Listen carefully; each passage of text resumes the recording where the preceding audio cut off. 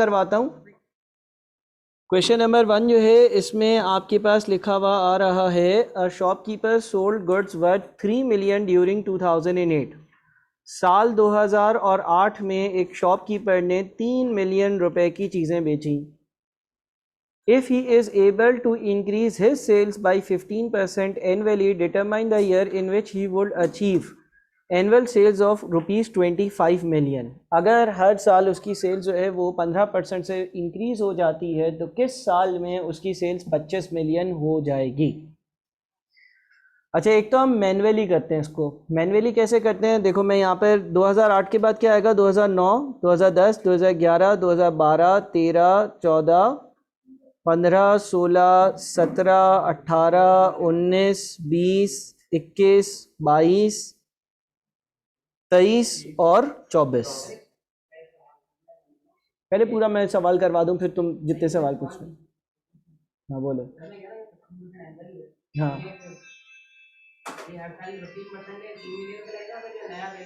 हाँ, इसीलिए मैं कह रहा हूँ पूरा सवाल करवाने दो ना। सही है, करवाऊंगा, पता चल जाएगा भाई। 2008 में इसकी सेल्स 3 मिलियन थी। अब 3 मिलियन को तुम 1.15 से मल्टीप्लाई करो, क्योंकि 15% से इंक्रीज करोगे ना, तो 3 को मल्टीप्लाई कर दो 1.15 से, कितना आता है 3.45 मिलियन। 3.45 मिलियन। अब आपके पास कभी भी किसी सवाल में ये लिखा हुआ हो कि if he is able to increase his sales by 15% annually, हमेशा सवाल में कुछ भी नहीं लिखा हुआ ना तो उसका मतलब ये होता है कि कंपाउंडिंग चल रही है। कंपाउंडिंग चल रही है। अगर लेट से कोई बोलता है कि भाई तुमने 1 लाख रुपए कहीं इन्वेस्ट करे हैं और हर साल 10% से बढ़ते रहेंगे, तो उसका मतलब ये कि 1 लाख 1 साल बाद 1,10,000 होंगे और उसके बाद अगले साल 1,21,000 हो जाएंगे। यानी कि जो नई वाली वैल्यू है ना उसका 15% हमेशा होगा। तो अब आप लोग एक काम करो, 3.45 को वापस से 1.15 से मल्टीप्लाई करो। दिखाओ तुम, कैलकुलेटर कहाँ है तुम्हारा, तुम तो कुछ नहीं करते ना। 3.45 को हम वापस से 1.15 से मल्टीप्लाई करते हैं तो 3.9675, 4 डिजिट्स तक बताओ। फिर 1.15 से मल्टीप्लाई करो 4.5626। फिर वापस से बेटा मल्टीप्लाई करो जल्दी जल्दी 5.2470। फिर 6.0341। फिर 6.9392। अगला 7.9801, 9.1771, 10.5536, 12.1367, 13.9572, 16.0508, 18.4584, 21.2272, 24.4112, 28.0729। देखो इसका क्या मतलब कि उसका जो सवाल था कि किस साल इसकी सेल्स 25 मिलियन हो जाएगी, किस साल इसकी सेल्स 25 मिलियन हो जाएगी, इसका क्या जवाब होगा। इसका जवाब होगा साल 2024 में इसकी सेल्स जो है वो 25 मिलियन हो जाएगी। कैसे, आपके सामने है ऐसे, ठीक है ना, आपके सामने है ऐसे। एक तरीका तो ये है, एक तरीका तो ये वाला है। देखो इसके 23वें साल इसकी सेल्स 24.41 थी, तो 23वें साल इसकी सेल्स 25 मिलियन को क्रॉस नहीं कर रही है, 24वें साल में कर रही है। आप इस सवाल को कैसे सॉल्व करोगे, आप इस सवाल को सॉल्व करने के लिए फॉर्मूला यूज करोगे। पहले तो S is equals to P 1 + I power n। अगर आप ये वाला फॉर्मूला यूज करते हो तो आप लिखोगे कि आज की सेल्स 3 है, किस साल ये 25 हो जाएगी, 1 + I जो है वो 15% है और n आप ढूंढोगे। इससे n कितना आता है ये बताओ, देखो जितने भी सवालात आपके दिल में हो वो क्वेश्चन सॉल्व करवाने के बाद पूछ लिया करो, सही है ना। चलो n कितना आता है? 15.17 आ रहा है। 15.17 का मतलब ये है कि 15 साल पूरे हो गए और 16वां साल शुरू हो गया, तब 25 मिलियन पर ये बंदा गया। 15.17 का मतलब है कि 15 पूरे हो गए और 16वां शुरू हुआ, सही है। अच्छा एक और बात जरा बहुत गौर से सुनो, ये जो n होता है ना, ये कंपाउंडिंग के पीरियड्स होता है।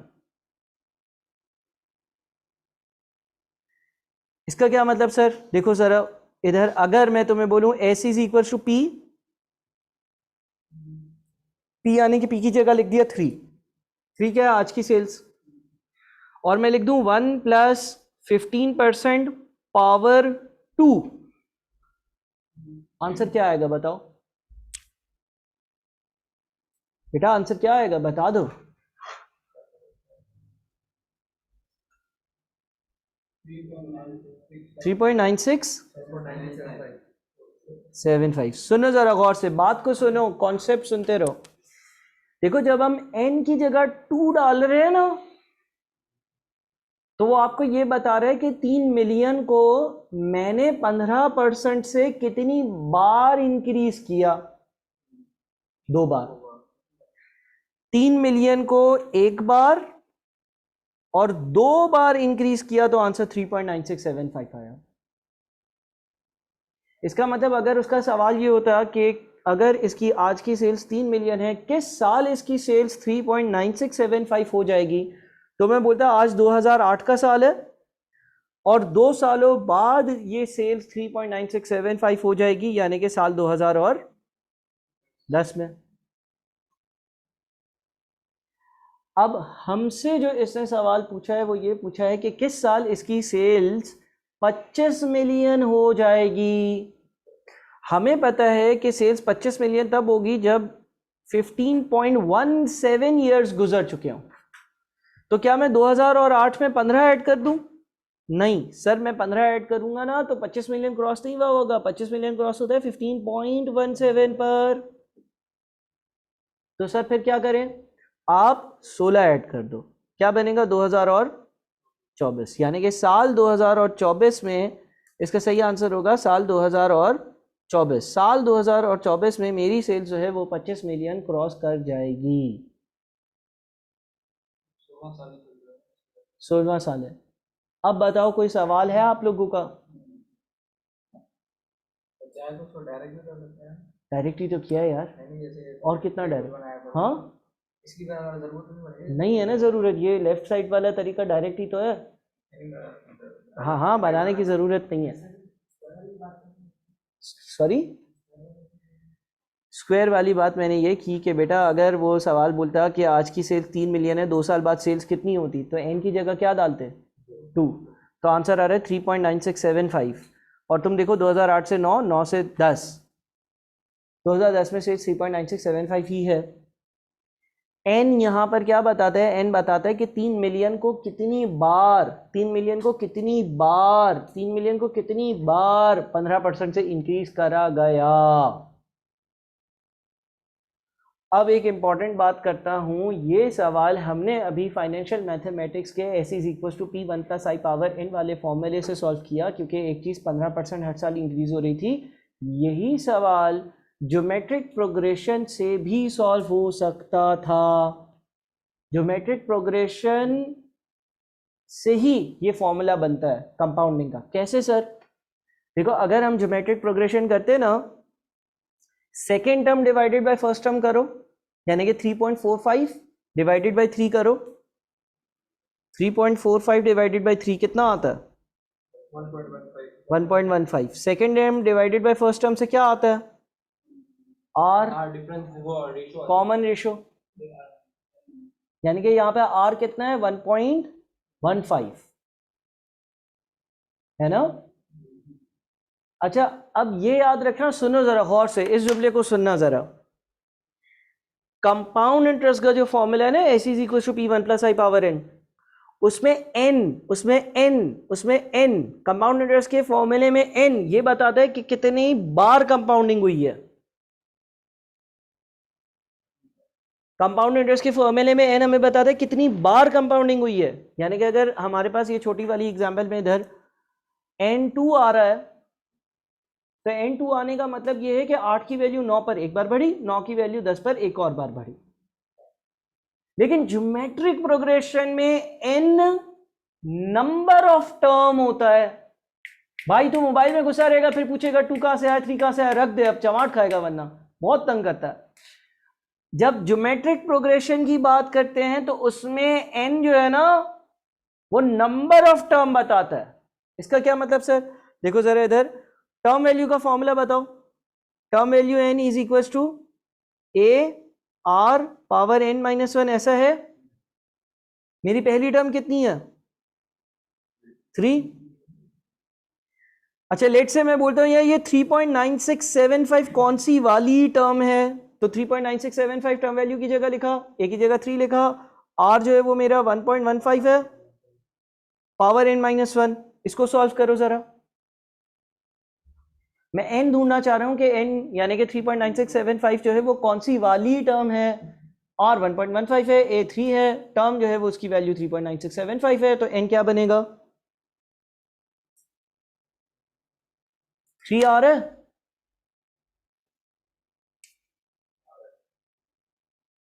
थ्री आ रहा है यहां। यानी कि ज्योमेट्रिक प्रोग्रेशन के फॉर्मूले में जो n होता है ना वो कौन सी वाली टर्म है।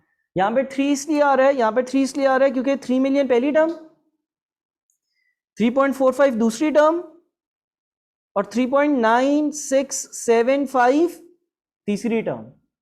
देखो ज्योमेट्रिक प्रोग्रेशन क्या कहता है, बोलता है ये पहली टर्म है, ये दूसरी टर्म है, ये तीसरी टर्म है। ज्योमेट्रिक प्रोग्रेशन जो है ना, ज्योमेट्रिक प्रोग्रेशन जो है वो काउंट करता है कि कितनी टर्म्स हैं। और जो हमारे पास कंपाउंडिंग का फॉर्मूला था ना, कंपाउंडिंग का फॉर्मूला बताता है 3 से 3.45 पर गए 1, 3.45 से 3.9675 पर गए 2।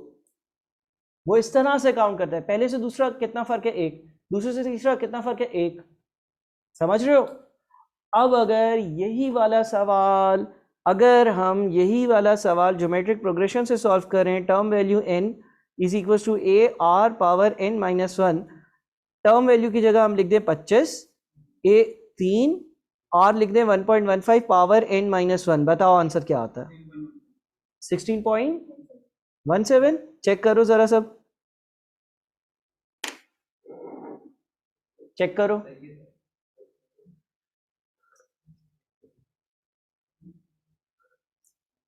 16.17 आ रहा है, पक्की बात है? उसमें कितना आ रहा था? उसमें हमारे पास जो आंसर आ रहा था वो 15.17 आ रहा था। वो इसलिए आ रहा था क्योंकि वो बोल रहा था कि 2008 से 15 एक साथ स्टेप या 15 एक साथ बार आगे जाओगे ना तो 25 पर जाओगे। तो तुमने बोला यार अगर मतलब कि क्योंकि ये चीज होल नंबर्स में होती है तो तुमने बोला 1 2 3 4 इस तरह से गिनकर तुम 16 स्टेप आगे चले गए थे। अब यहां पर आंसर 16.17 आ रहा है। इसमें 2008 जो है ना, 2008 वो पहला काउंट होगा, 2009 दूसरा काउंट होगा, 2010 तीसरा काउंट होगा, 11 चौथा काउंट हो गया, 12 पांचवा काउंट होगा, 13 छठी टर्म काउंट होगी, 14 सातवीं टर्म होगी, 2015 आठवीं टर्म होगी, 2016 नवीं टर्म होगी, 2017 10वीं टर्म होगी, 2018 11वीं टर्म होगी, 2019 12वीं टर्म होगी, 2020 13वीं टर्म होगी, 2021 14वीं टर्म होगी, 2022 15वीं टर्म होगी, 2023 16वीं टर्म होगी, 2024 17वीं टर्म होगी। हमारा आंसर आ रहा था 16.17, यानी कि उसने ये बताया कि 16वीं टर्म के बाद वाली टर्म में 16.17 क्या मतलब है? 16 तो नहीं ले सकते ना, हमें 25 मिलियन को क्रॉस करना है। तो इस हिसाब से उसने बोला भाई 17वीं टर्म को सेलेक्ट करो, तो इससे आंसर 2024 आ रहा है। जीपी इस तरह से काउंट करता है, 2008 पहला, 2009 दूसरा, 2010 तीसरा, और जो कंपाउंडिंग का फॉर्मूला होता है वो बोलते हैं 8 से 9 एक, 9 से 10 दूसरा, 10 से 11 तीसरा, 11 से 12 चौथा, फिर पांचवा, फिर छठा, फिर 7, फिर 8, फिर 9, फिर 10, फिर 11, फिर 12, फिर 13, फिर 14, फिर 15। ठीक है, अब जितने ने लोगों के दिमाग हाजिर नहीं थे घर पर जाकर इसको देख रहा है, इससे सवाल बनता है लॉजिकल। तुम्हें ये पता होना चाहिए कि ज्योमेट्रिक प्रोग्रेशन से भी ये सवाल हो सकता है, अरिथमेटिक प्रोग्रेशन से भी हो सकता है, और कब अगर आप उससे करोगे तो क्या आंसर आएगा, इससे करोगे तो क्या आंसर आएगा। आंसर 2024 है ना, दोनों तरीकों से आ सकता है, दोनों से आ सकता है, ज्योमेट्रिक प्रोग्रेशन से भी आ सकता है। वो गिनती करता है चीजें कितनी हैं, तो उसने बोला 16 के बाद वाली चीज होगी, और ये टाइम पीरियड देखता है, इससे बोला कि 2008 वाली चीज को 16 बार बढ़ा दोगे। आराम से इसको देखना, मैं इसको एक काम करता हूँ, अलग एक वो वीडियो बना देता हूँ, उसको पॉज करता हूँ, यहाँ पे ब्रेक करता हूँ।